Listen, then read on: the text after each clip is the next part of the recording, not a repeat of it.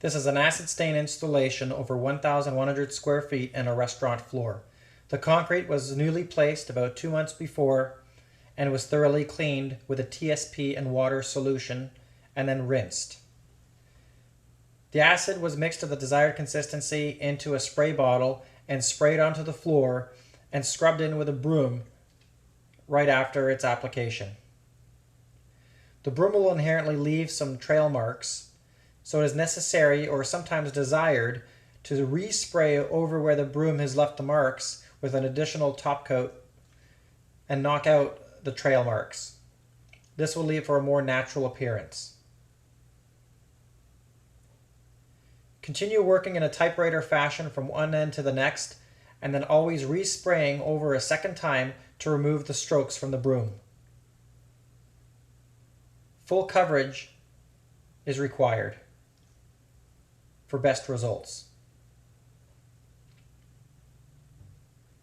The broom helps to push the product into the floor and through any kind of latency or debris that might be left onto the floor.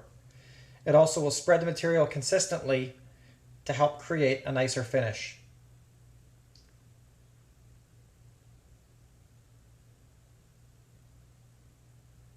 This is what the floor looks after its application.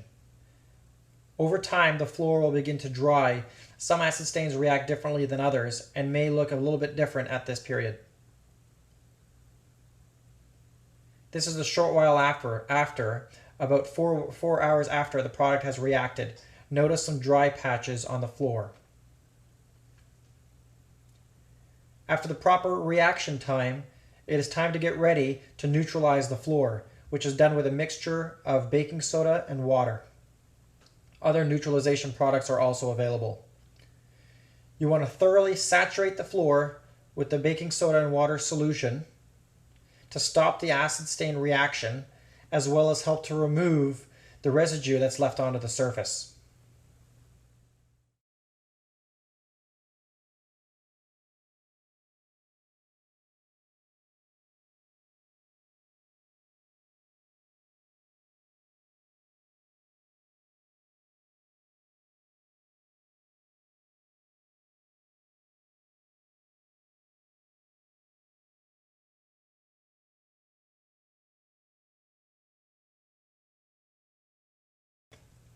When working in the wet slurry, try not to walk onto the unneutralized area of acid-stained flooring, as sometimes boot prints may occur due to the fact that the moisture underneath your foot could re-react an area of the stain. Try to stay on the scrubbed area, and the person behind that's vacuuming, try to keep them on the clean area of the floor. Scrub the edges and around the details to remove all the residue. The residue is the number one reason for bonding issues from sealer systems after an acid stain. You can also use an automatic floor scrubber or floor maintainer with a white or red pad to help remove the residue from large areas, or sometimes it is just simply more efficient than a broom.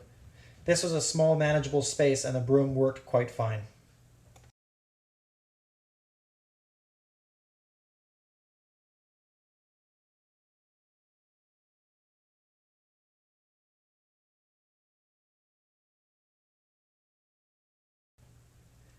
While the material is still wet, go back over the floor with a good quality wet vacuum to remove all the residue and slurry.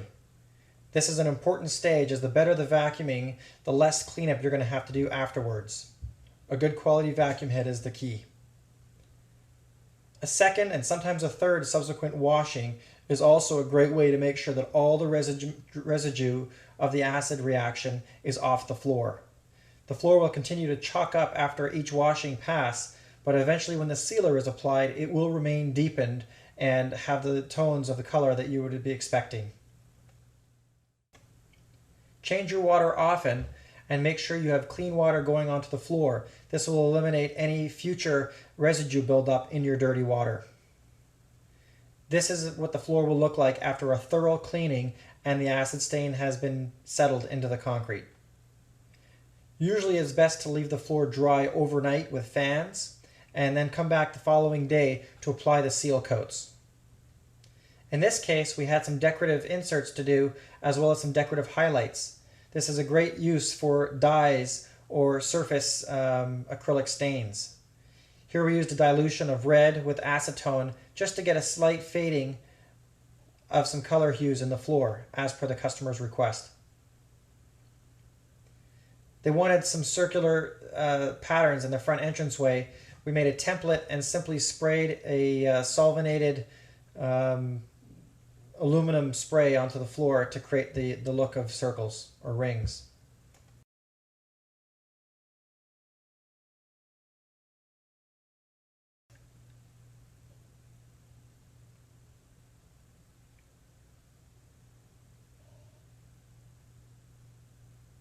Here's the pattern of rings.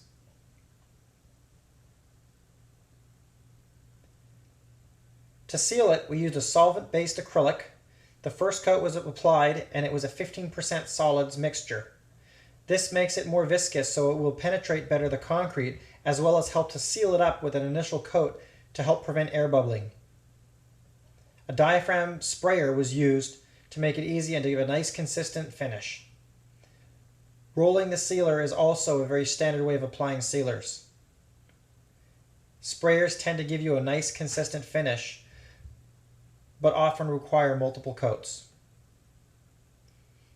The second subsequent coat is often done with a higher solids material, either a 20 or 25% solids acrylic.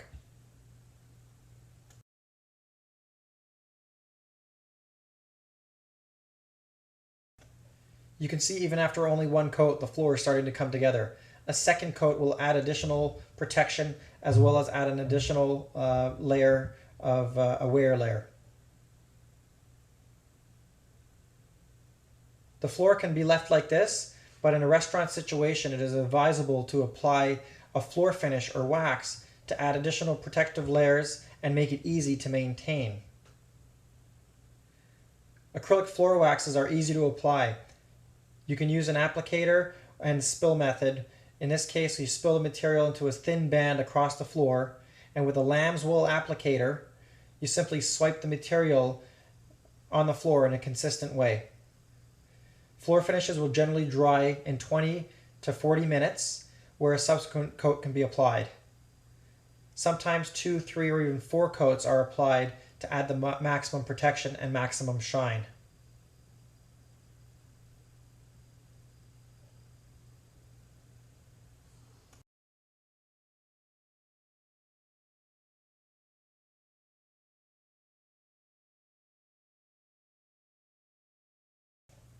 There you have a decorative concrete acid stained floor.